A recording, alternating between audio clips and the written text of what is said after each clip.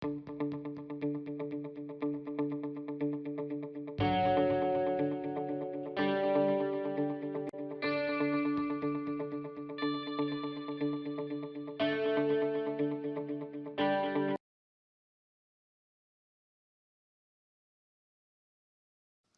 sir, honorable members will recall that the bill was introduced in the House of the People on the 2nd September 2003. It has had a long history and in one form or another it has been before the public since the end of 1949. In the Statement of Objects and Reasons, the various stages through which the bill has passed since 1946 have been summarized, and I need not recapitulate on this occasion the circumstances in which the then Government of India took the decision in early 1946 to initiate an inquiry into the reform of our company law. I would remind honorable members that between 1946 and 1948 the entire field of company law was carefully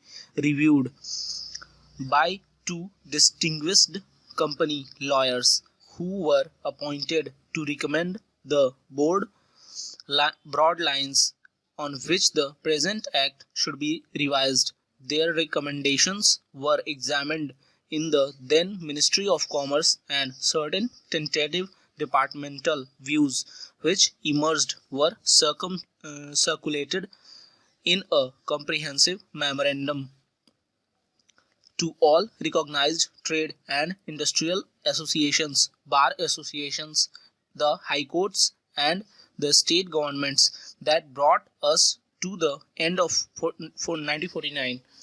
Many representations on this memorandum were duly received from chambers of commerce, trade and industrial associations, state governments, and the general public.